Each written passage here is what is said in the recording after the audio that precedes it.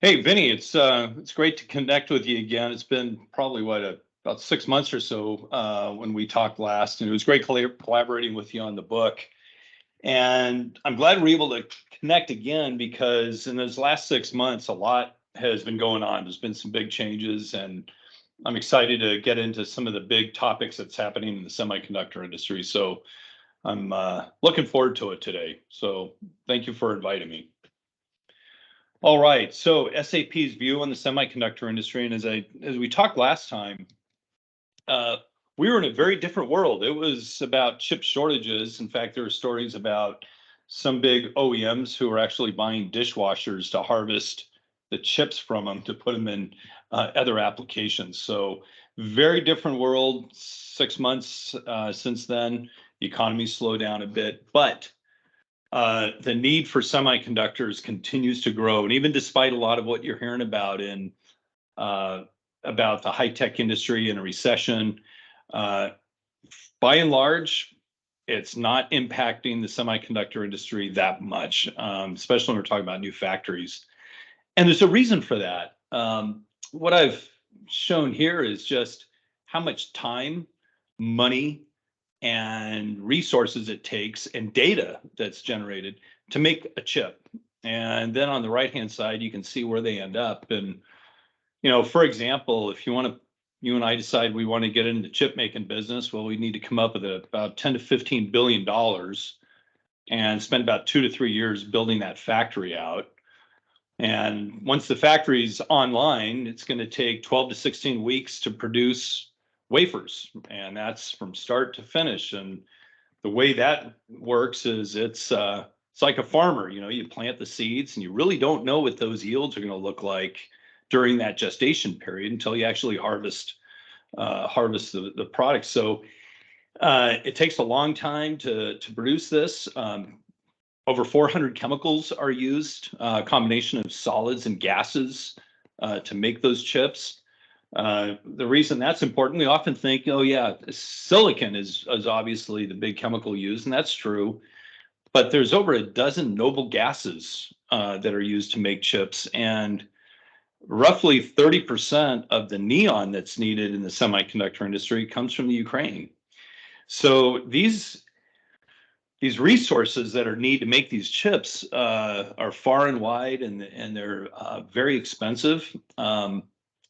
Also, every wafer that gets produced in a typical fab will generate 2 to 3 gigabytes of data. Now you multiply that by 24 wafers in a lot and thousands of lots per day. It's very easy to come up with terabytes and generate even petabytes of data every day for these chip companies. The little known fact is more than 80% of that data is never even looked at. There's just too much of it. And there's not enough process engineers who can examine it. And the other thing we would need if you and I decide to get in the chip making business is if we wanted to get in the really advanced technology nodes, they use the term nanometers, that's the distance of the gates on a chip. Well, we need to come up with about $500 million just in R&D to fund the development, the research of that product. And then the last thing I would say about it too is 2 to 4 million gallons of ultra pure water are required every day during the chip production process. Well, that's something we really didn't realize. We always knew that water was used during the manufacture of these chips, but when almost half of all the world's chips are manufactured in Southeast Asia, well, a couple of years ago there were droughts. Korea experienced droughts. Southeast Asia and Taiwan experienced droughts. So a lot of that can negatively impact the chips. So chips require a lot of time, money, resources, generate a lot of data. But where do they end up?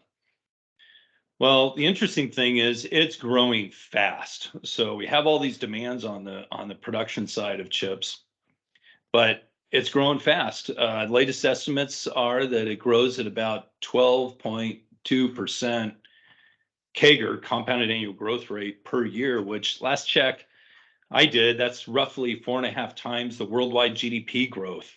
So chips are being consumed in a lot of places, notably the automobile industry. I think, Last year, I don't think we could go through the news at least once a week and finding some report about how the automotive industry was short chips. And we talked about this when you were writing your book.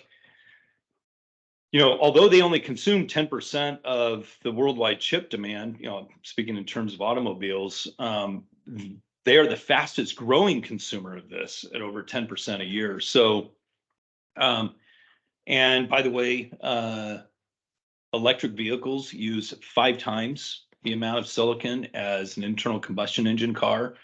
So you think about the chips that are used in battery management, et cetera. There's a lot of consumption of chips. And in fact, there's one report we read that said the value of silicon now exceeds the value of steel in an average price car. So cars are becoming smarter. Where there's a line of code, there has to be chips. The next interesting thing about where chips end up, 0.4% of the US GDP comes from semiconductor industry as a commodity, but they're required in 12% of our national output. What's interesting in Japan, it's even more drastic. 0.3% of their GDP comes from the commodity of semiconductors, but 30% of their GDP is dependent on it. And you think about everything they do, even in building production, erecting new construction projects, all require semiconductor chips somewhere in that value chain. And the interesting thing about the chip business too is 60% of the consumption is still in cell phones and servers and computers and everything else. And where that becomes important, as you and I talked about in our last discussion, was when the automobile companies realized or predicted that their demand for cars was going to go down during the pandemic, they cut their forecast. But the cell phone, server, and PC manufacturers looked at that and said, there's available capacity. I'm going to go snag it. And that made it really hard for the automobile companies to come back into it again. As a result, we read a lot about chip shortages affecting the supply of cars in the market. And finally, I would say the last one, just currently 70% of all the chips manufactured in the world come out of Asia. But with some of the recent geopolitical things that are going on, sanctions between the U.S. and China, for example, there's a lot of reshoring, which is driven by sanctions, as I mentioned earlier, but also these chip acts. So have a sizable chip act in Europe. They're trying to restore their advanced technology in Europe by manufacturing more semiconductors. And we also see it in the U.S. But in aggregate, there's a shortage of about 250,000 people, skilled people who can either build the factories or work in the factories, just in the US alone. So that's going to create a whole other set of problems. But you can see that we've got this tension between how long it takes to ramp up capacity and actually produce the chips and how fast the consumption of the chips is happening around the globe in every industry. So I'd love to pause there for a second and hear your take on this too. Jeff, but so many tens of billions of dollars have gone in or committed in the last year and a half, right? Could we end up with a situation 3 years from now where we may have a surplus, or is it going to be sucked up by all the new demand? My prediction is, given that there's over $200 billion of new investment in these new 200 billion, wow. 200 billion. I suspect these folks who are making those kinds of large investments are willing to bet that it's going to be the latter. That demand's going to be sucked up by other industries and other sources. And you mentioned the auto industry. They probably made a rookie mistake, right, by giving up the capacity rather than holding on to it. I guess they're going to be smarter next time around. I guess they figured, hey, look, we're the top of the food chain. Our tier 1 and tier 2 suppliers will just jump when we say jump, and it didn't happen in the case of chips. So I guess they'll be smarter going forward. They are going to be quite a bit more savvy for sure. In fact, Ford signed an agreement with Global Foundries where they're going to be collaborating closer together on their designs. So they're going to be looking to get more visibility into what's going on in the chip business, which kind of leads me to my next topic, which What you're looking at here is a bird's eye view at the very top. We call it the value chain for the high-tech industry, but this doesn't just apply to the high-tech industry. I mean, it's basically anybody who's buying chips to put in their product that they're selling. Or actually, it's not even that they're selling. It could also be data centers. So they're buying chips to build out their massive data centers. In any regard, there's anybody who's consuming chips for their products. And on the left-hand side, you see, the wafer fabs. That's the process that takes 12 to 16 weeks. From then on out, depending on what the product is, we're just talking about a few weeks at the most. I mean, so most of the risk and cost and demands is really happening on that far left side. But what you just brought up was really important because we read an awful lot about the automobile OEMs being short chips and what an economic calamity that resulted in, because we had a lot of automobiles that were built, but just waiting for the module, waiting for the chip. Well, that would be on the OEM side of this, the far right side of this picture. The problem that they had is that there's so many tiers of subcontractors and contract manufacturers and subassembly folks, et cetera, that separated them between, where that big lead time and risk was in the far left of this picture, all the way to the far right. So they didn't really have a nice, clean line of sight in what's going on in that wafer fabrication area. And that is what brings me kind of the first thing. It's really about increasing supply chain resilience. So all the way from both ends of these spectrums, from the guys making the chips to the guys, in your cell phone, how do they bring in that picture of what's going on with supply and demand? And you brought it up just recently that, we're going to build out all these factories. How do we know that we're not over investing because we may have a glut of chips at some point? Could happen, but there's a lot of people betting that that's not going to happen. So we have a situation where we need to see what's going on, because the better we can synchronize the left side of this picture to the far right side of this picture, the less of a chance there is to overbuild supply. So we may have the capacity, but we're not going to overbuild. The more those are synchronized and put into phase with each other, supply and demand on these extreme sides, the better chance we have of not ending up in this big shortage that we had a couple years back. So what are we doing about it at SAP? Well, on the left-hand side of this picture, you see a collection of, companies sort of orbiting around, the my company picture. And there's a couple of red circles in there. That just says, the way people have been doing business for a while with semiconductor companies has just been a brick wall. Those red lines may as well just be a brick wall. They didn't have enough visibility into what's going on all the way through that value chain. And what we would like them to get to is a point where they can synchronize all those different players in between into an ecosystem. And that brings me to a customer example where NVIDIA has a business network set up with their contract manufacturers and suppliers. They're able to onboard suppliers within weeks. They're able to see what's going on. Even though they're not manufacturing the chips, they're classified as what we call fabless. So they outsource all of their manufacturing to other players. But they still need to know what's going on. And the better visibility that they can create between themselves and the factories producing the chips, the more accurate their commit dates to their customers are going to be. They'll have a better visibility of long-term forecast requirements. The interesting thing about NVIDIA is they're big time in AI algorithms.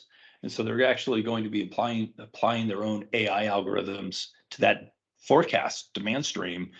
And they're going back 10, 15 years of data to see, hey, when there's an economic effect in there, what could that mean for us in the future? And so then they can start making some really good decisions about, how many wafers are going to start in their plants and so on.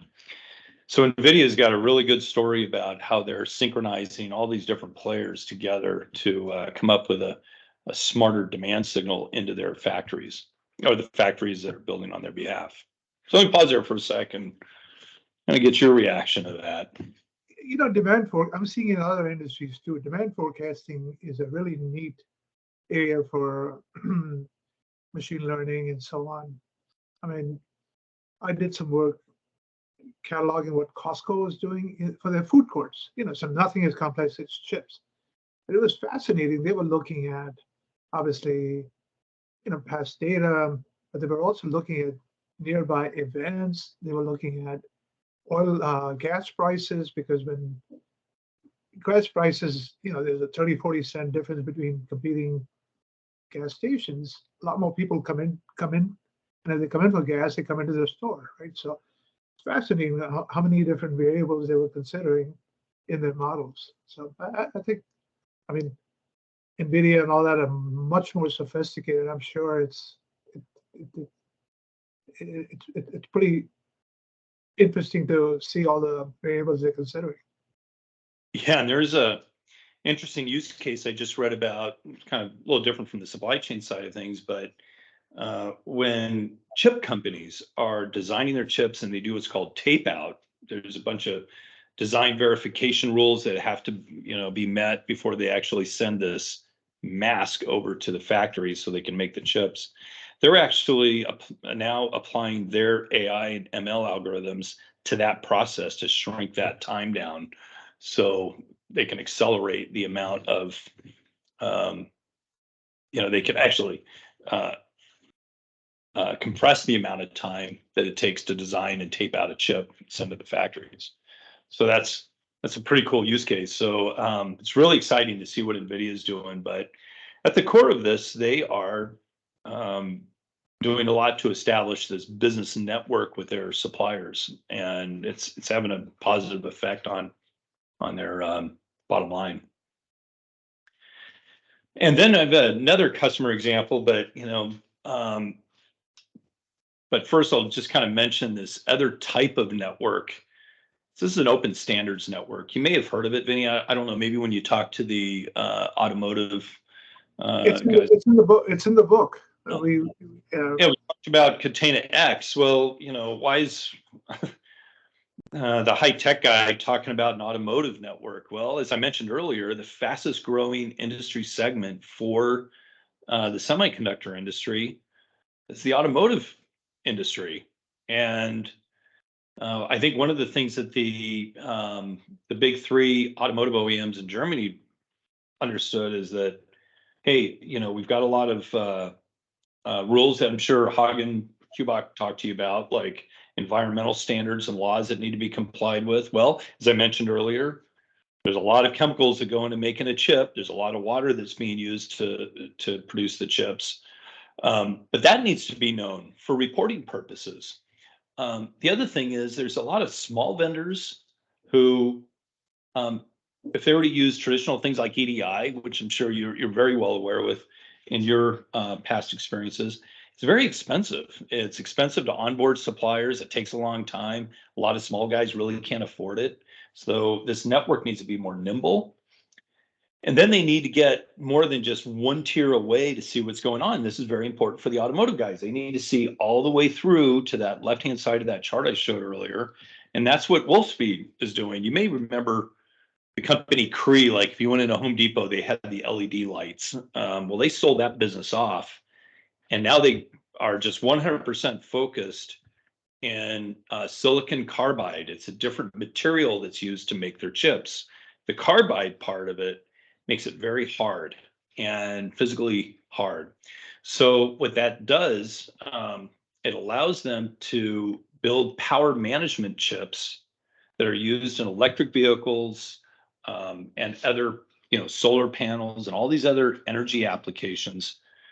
But it reduces the amount of loss that's used when you're moving power around through the motherboard.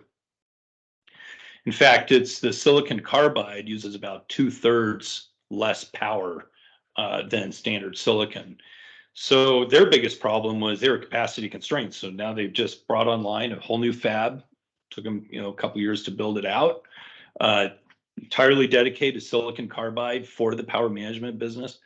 They've also now announced a relationship with ZF, who builds the platforms for Volkswagen Group.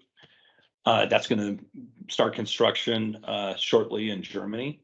The point of all this is the automotive OEMs say, hey, Wolfspeed, we're going to be buying a lot of chips from you, especially for electric vehicle business. We need you to be on this. And now Wolfspeed said, yeah, we need to be on this because this way we'll get a more accurate demand signal. We can exchange information about, the sustainability requirements. So now we're seeing more and more semiconductor companies being a part of this automotive network, which is pretty exciting. And there's a whole bunch of other use cases in this, especially around parts traceability, which is a big deal for the for the automotive industry. So they need to be able to know exactly where those chips came from and when they were produced.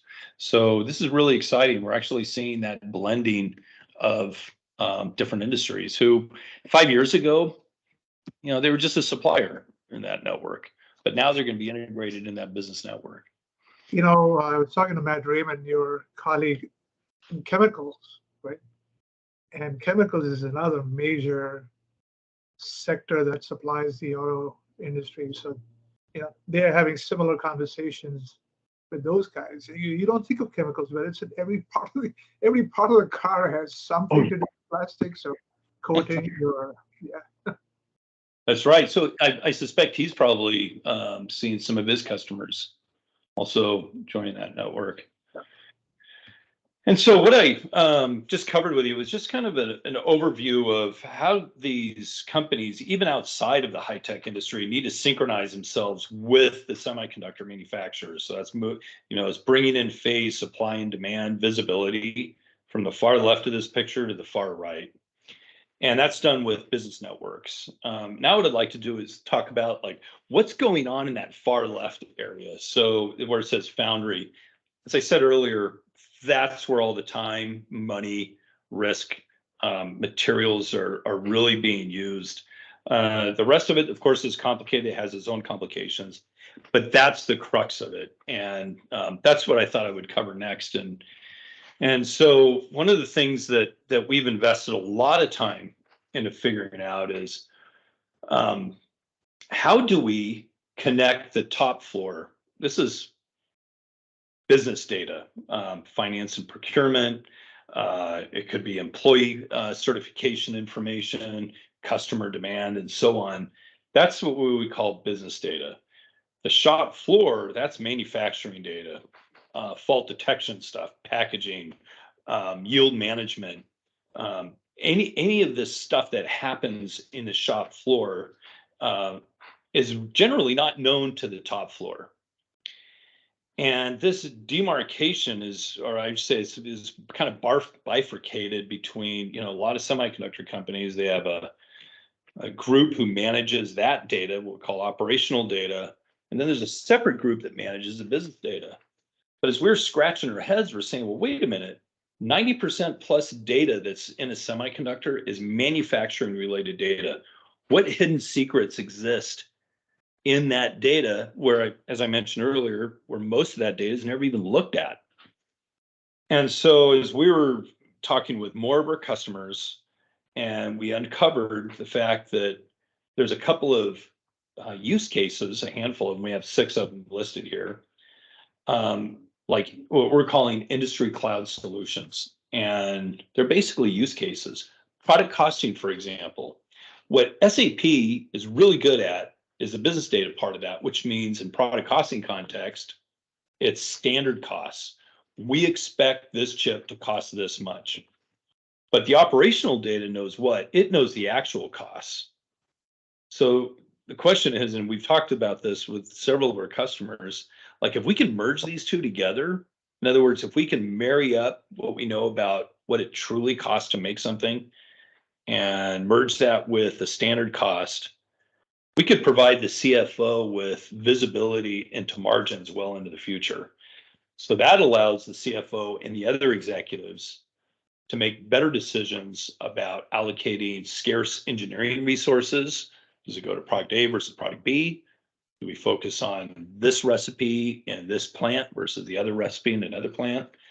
So things get very interesting when we can start doing that. As I mentioned earlier, the shop floor data, that's where we know how much water was used, what kind of chemicals were used. We can break all that down. And now we've got a big database where we can go and harvest that information to do reporting for the automobile companies, for example. We can accurately report the cost, the consumption of materials, water, etc. All that becomes much more known, not just to the enterprise at the business level, but to the entire network. But this is where kind of the rubber meets the road. It's down at this level of detail. So this is something we're very excited about, is this integration between the top floor and shop floor. And by the way, we're partnering with a company who's really good at this. They've been around for 30 years, harvesting data off the equipment in the fab, MES systems, putting in a big data lake, and then applying their AI and ML algorithms to it to predict yields. But now we're finding these brand new use cases where we can, like I said, we can integrate the two. So anyway, we're really excited about this one. This is PDF, right? We had a little bit of the, in the book, we included a little bit on them. Yep, that's right. So that's generally. They sound like absolute rocket scientists. Oh, they are. These are really, really smart people. Founders came from Carnegie Mellon. They hired more very smart guys and gals. And the thing is about them, you could say, well, they're just hooking into machines that are using a factory floor. That's been done all over the place. Yes. But there's so much domain expertise about, okay, how do we tap in and collect the data from that piece of equipment, from this vendor? We know the tricks on that one, and it's different for everybody. So it's that domain expertise, and how to interpret all that data that's coming out is also requires incredible domain. And it impacts yields quite a bit, right? Which can be significant bottom line impact. That's right. And I think when we talked last about the book, is that most of that data is never looked at. Why? Because there's too much of it, not enough humans. And the data that is looked at, it's usually looked at, it's triggered by an event. Maybe it's a quality event in the field, something doesn't look right, maybe it's not testing, getting the test results they wanted, but they're vectoring in on that big pile of data just on a specific problem. What they're able to do is examine the universe of data and proactively say, hey guys, you might want to look at this. You know, it looks like if we relax the parameters here a little bit, there'll be no field failures, anything more, but we might increase yields. So they can come up with this data proactively, or this information for maybe the OEM, the automobile manufacturers, or some of their other customers. But you know, what we love about it is saying, hey, you know, what if we were able to merge these two worlds together? You know, what kind of problems could we tackle? And we're starting to uncover a lot that have a lot of interest with our customers. And let's see. Oh yeah, and this is just an example of, you know, the types of data that we're looking at. And again, it's a little bit similar to the previous slide, but as we start going through the different data elements that each of us have, we can start coming up with some pretty good use cases. You know, like for example, this defect data on the far right. What if we were able to get that data before the product was actually shipped out? So, you know, like, just imagine what that impact would have on this return material authorization, or RMA process that we would have. So anyway, that's those are some of the use cases we're looking at. And then we have just a little bit of a view on an actual live demo where we've done that. We've married their data from the operations area with our business data. And for example, on the far left, it's a little hard to see, but there's some different, you know, it's a dashboard that we have in our SAP Analytics cloud environment that sits on the business technology platform. And that's where we can marry these two data sources together. And that there's a little red bar in that upper right-hand corner of that picture. But what that's showing is something that the senior execs really never had a good view of, and that's showing the cost of yield. So we know that there's a yield We know what the yields are in different places, but what is the cost of that? What are the economics behind that? And that's an example where we're able to merge it together. And these subsequent pictures shows us actually drilling into that red bar to say what's happening, what kind of failures is happening on the region of the wafer. Where are those problems? Because this will help give engineering some guidance and where to look. And then on the far right we see that we see a time phase view, like in the bottom picture, of yield on the y-axis and time on the x-axis. It's basically, this is what's coming out of the fabs. Are we expect to have high yields or low yields? We can actually drill in and see the geography of the chip. That maybe there's certain regions that are more suspect to problems. But all the while, like I said, some of these pictures, like at the bottom, that was only known to manufacturing. The picture in the upper left, with the exception of that one chart with the red bar, was predominantly known to finance. But we're able to marry these two together to give everyone a holistic view of what's going on in the whole manufacturing process. So that's what I wanted to share with you today. I don't know if I guess we've bumped into the time. This is fascinating stuff, Jeff. And the last bit that you talked about, integrating the financial with the operational data, I can't think of too many other vendors that could even attempt to do that in that sector. They can do it in other manufacturing settings, but in the semiconductor sector, I can't think of too many others who could bring it together. So it's great to hear. Yeah. Well, clearly you have a partner like PDF that can help, bring a lot more domain knowledge, right? But the fact that you guys can bring it to life is great. Yeah, we're really excited about our work with them. They're a great company to work with, and like I said, our innovation is going to happen with their ecosystem. And work with a company like PDF, they're the best in the world at what they do, and those are the kinds of partners we like to team up. And the networks that you're talking about, right? The industry networks, having your fingers in every industry, both on the buying side and on the semiconductor supply side.